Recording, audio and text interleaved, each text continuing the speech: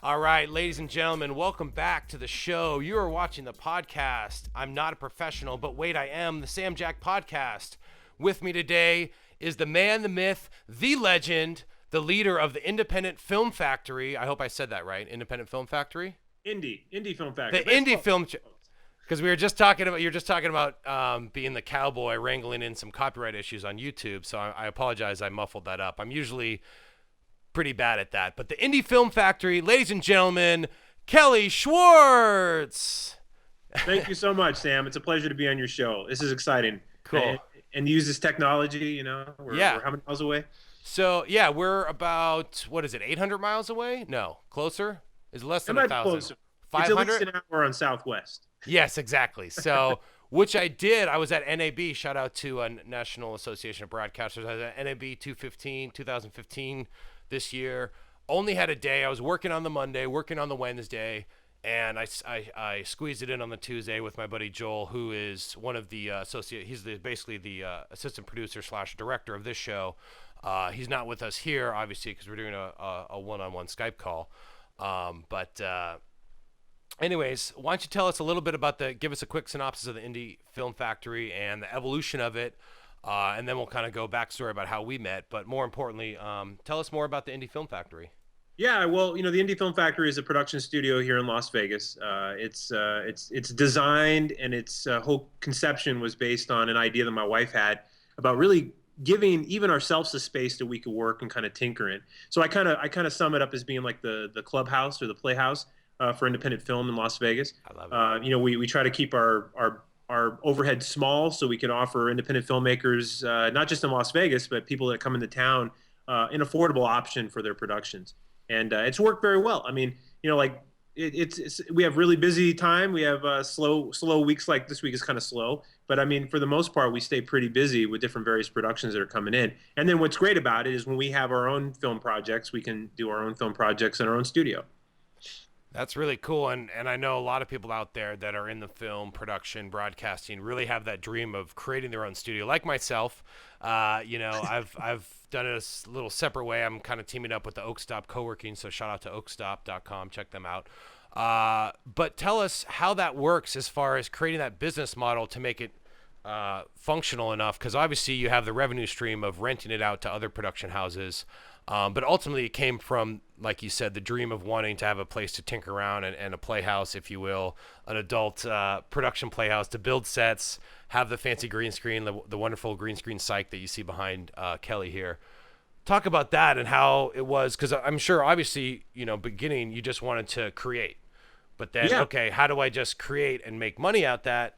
That comes in time. But, talk about that revenue stream and how to kind of create that business model for you Yeah, I guys. mean, a lot of our clientele is recurring. They're frequent visitors, frequent offenders, basically, and they come in. They have a membership packages. We have membership packages that we offer them that allow them to come in and do what they need. But what's interesting about it is, yeah, we started off wanting to. I mean, I've had a production company for almost 15 years now, and it was the appropriate evolution of our business to have a facility. Before, we were just all office space. Yeah. And so when we were always needing to do green screen or kind of a set production, we either had to go find a physical location or rent something, and the cost just didn't make sense for us. And so we figured, hey, if we have something that we can use, but also something other people could use, it could be a good fit. But what's funny about the studio is that it's also evolved into an educational place. Oh, wow. Some really talented filmmakers locally, and even in California that have done workshops at our studio. Oh, really? Yeah, and like Wow.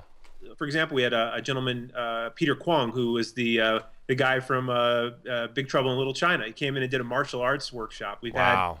Bill Boyle, who's a professor of screenwriting studies. I think is at USC or UCL. I think it's USC. Mm-hmm. He came in and did a whole workshop on screenwriting, which phenomenal teacher.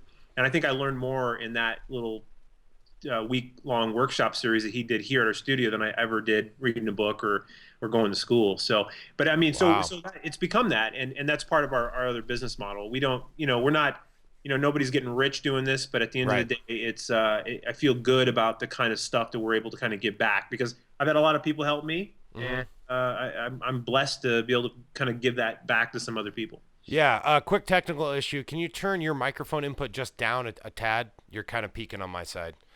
Um, Testing 1 2 3. How about yeah, that's a little better. Just a tad more, please. one Sorry. two three one Perf- two three? perfect. Perfect. Awesome. So talk about that as far as you're talking about the recurring membership package and the people that come and use your studio, the other companies. Talk about building that relationship with those people and creating that. But also, as you mentioned, creating the relationships with those people that want to come in and say, hey, I'm not doing something for commercial profit. I really want to teach the next generation. Like, what is it like to create those kind of relationships and sort of branch out and make the indie film factory really that diverse place for multiple uses and multi-purpose? Yeah, I think it's really about just being honest. I mean, the reality is, I just had somebody right before this call come in and wanting to do a TV pilot, and they're willing to spend tens of thousands of dollars to do something. And on the very surface level, I look at that and say, that's all great, and yeah, we could make some money doing that. But at the end of the day, like, is that really going to be the best option for them? Is that really what they need to do to be successful at their goal? So I think a lot of times as creatives, we have an end result in mind. We're not necessarily focusing on that. Right. There's Right. an end result, but we're caught up in all the inertia of the gadgetry. We're caught up in the just our own imagination, which is cool, but at the end of the day, it could get us into a lot of trouble, especially if we're not really focusing on that end result. Right. So I think building trust has been a big part of our business model. Building trust amongst the community. Just because you have the budget to do something doesn't mean you need to spend all of it. There's other things you can do that are more effective. And if I can get people to that point, I believe that I can keep bringing people back in to use the studio. That's great. And following up with that, what advice would you give to people just coming out of film school, or maybe they're in high school? Because it's different than when we were in high school. They now have like dedicated, almost like little studio, with all this new technology, webcasting. I know at my high school they now have, I think, a morning news program that they shoot. And I don't know if you've experienced that in Las Vegas or in other schools, but what advice would you give to those up and comers that are really interested and want to make a career out of this, as far as the right paths to take? Well, I would say, I guess my biggest advice would be, don't get caught up so much on the technology of the situation. There's going to be new things that are, you just said you went to NAB, and that's a show that's dedicated to making people excited about gadgets. Yeah. But the reality is that cinema hasn't really changed in terms of the process. The process and Right. making movies are the same as they were 100 years ago.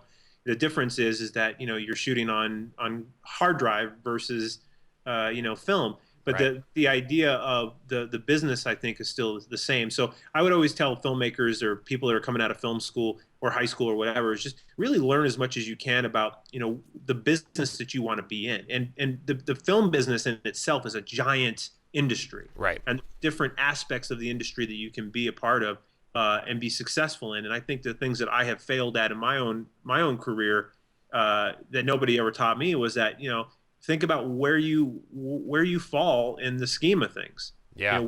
Where do you fall in the scheme of the industry? And I think if you do that, it helps you kind of sift through all of the wasted time and effort of trying to do stuff and put your attention to something that's it's more meaningful. And what I mean by that is, if you're wanting to, if you're wanting to make documentaries, focus on the types of documentaries you want to make, Right. study the types of success stories, and follow that path. Right. Don't get caught up in all the other stuff.